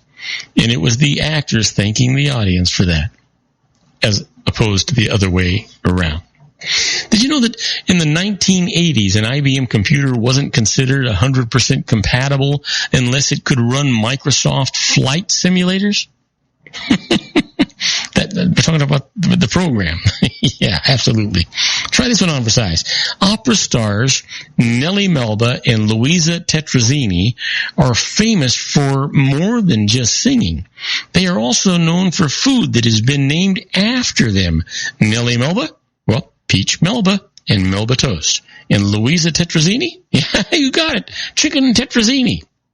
Well, did you know that the average number of peanuts in a box of Cracker Jacks is 27? Seems odd. You don't see much Cracker Jacks anymore. Everybody's getting in the way of it. Well, let me leave you with this one. A recent Gallup survey showed that in the United States, 8% of kissers kept their eyes open, but more than 20% confessed to an occasional peek. 41% said that they experienced their first serious smooch when they were age 13, 14, or 15, and 36% between the ages of 16 and 21.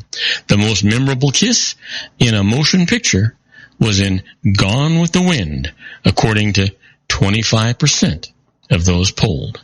Yeah. Now, don't go away. We're going to take a short break. When we come back, we're going to do our tribute to the late, great Paul Harvey and the rest of the story. Today's story is, we're going to make you a star. So don't go away, folks. We'll be right back after these brief messages. Isn't it time to shine the spotlight on your expertise? The Interview, starring you. Here's your chance to capture 5 minutes of fame with The Interview. This isn't just any interview. This is your opportunity to showcase your expertise and position yourself as a trusted expert in a one-on-one video interview hosted by Robert Cardoza, host of the nationally syndicated show Robert Cardoza Live and powered by AHA Studios. What is it? A professionally recorded video for your use. Robert Cardoza interviews you on the set where he records his show. Professional interview showcases your expertise and value, shot in a state-of-the-art studio. And what's in it for you? Gain credibility as an expert, earn the trust of your target market, educate in a way that intrigues your audience, gain a powerful marketing tool that offers dozens of uses, website, video sharing sites, social media, email, DVDs, direct mail, lobby video, resumes, profile building, all that kind of stuff. Association with the nationally syndicated celebrity. That's right. And let's talk about AHA Studios. AHA is a strategic marketing firm that leverages the powerful in visual persuasion to help your business create powerful messages that connect with your target market. AHA ventures way beyond strategy, delivering the marketing collateral you need to start driving a new business through your doors. AHA has a full-service, in-house, state-of-the-art production studio to bring your messages to life using video. Discover how to make The Interview work for you. Call 949-831-2222. That's 949-831-2222. AHA Image Studios, Incorporated. Dr. Stephen Tidwell, Gentle Family Dentistry in a caring, personalized environment. Here at Dr. Tidwell's office, we are dedicated to helping you keep your teeth healthy. We are a state-of-the-art dental practice that still believes in traditional values, such as excellent customer service and individual attention. We have a special welcoming offer for you for just $39, a complete exam, personal consultation, professional cleaning, and all necessary x-rays. That's a $266 value for $39. Dr. Tidwell has 2 convenient locations and experienced staff to provide you with professional care and personal attention that you deserve. Call today. Don't delay. A great smile another day. Call 909-944-7308. That's 909-944-7308 for Rancho Cucamonga or San Bernardino. Joel Saltzman is Dr. Wireless. He has turned his considerable expertise into consumer credit risk and wireless security into a highly specialized independent web-based consulting enterprise targeting consumer credit risk analysis and wireless transactional security and monitoring. He works as a wireless analyst, veteran independent agent, and consumer liaison for most wireless telecom carriers and equipment manufacturers. For more than 20 years, corporate and private clients and media audiences have counted on his unvarnished advice while weighing the technology, performance, and cost differences between Sprint, Nextel, AT&T, Verizon, and T-Mobile. Joel specializes in setting up mobile wireless hotspots to be used for disaster preparedness, business continuity, and mobile wireless merchant processing solutions.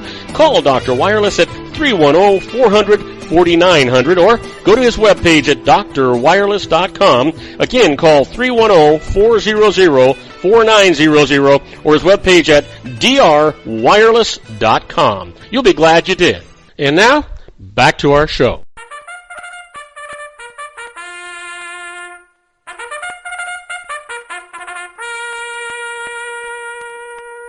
And I am Robert Cardoza. You're listening to Robert Cardoza live on the street at the intersection of business and politics. We're at 4:53 p.m. Pacific time. Still 94 degrees here in the heart of the Inland Empire in sunny Southern California. If you're listening to us on our globally syndicated network and you happen to be in Wichita, Kansas, well, it's 78 degrees and mostly cloudy. That's going to be great for our own Sean LaFave. And if you're in Torrance, California, it's 73 degrees and partly cloudy, which is good weather for our own Dr. Wireless, Joel Saltzman.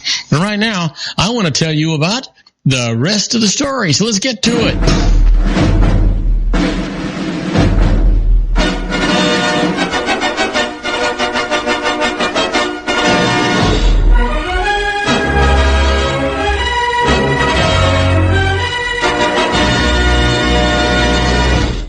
And you know what? We're going to talk to you all about Paul Harvey and the rest of the story. He's the biggest, best voice in America. He reveals the startling heartbeats and behind the headlines. Paul Harvey is one of America's favorite radio and TV commentators, heard in over 775 ABC radio stations, in over 400 foreign stations, seen on 110 television stations, and read in 300 newspapers.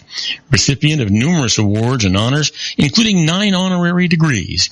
He's on the Gallup polls list of America's most admired men. So let's get to Paul's story about We're Going to Make You a Star. You know, the path from anonymity to stardom is almost always under construction. Sometimes it's a dead end. Sometimes it's deceptively paved with fool's gold. Still, if the yellow brick road were a superhighway, there'd be more of us on the screen than in the theater, and that just couldn't be. The movie business is gutted with 10-year overnight successes. Actors and actresses who've paid their dues by haunting the casting lines for bit parts and cheap productions while part-timing as store clerks and waitresses. Then a small break, and a larger one, and a larger one until the shock wave hits and the name nobody knew is suddenly scripted in neon. This is the story of George, for whom it happened in reverse. In and out of trouble as a boy, there seemed to be no direction in his life. George, the young man, had no thoughts of becoming an actor, but the producers who discovered him recognized a natural talent. Somewhere buried beneath all the toughness, there was a freewheeling style, a beguiling nonchalance that attracted people to him. This, decided the box office barons, would make him a star. George's first film was completed in record time. Only a few days covered the entire shooting.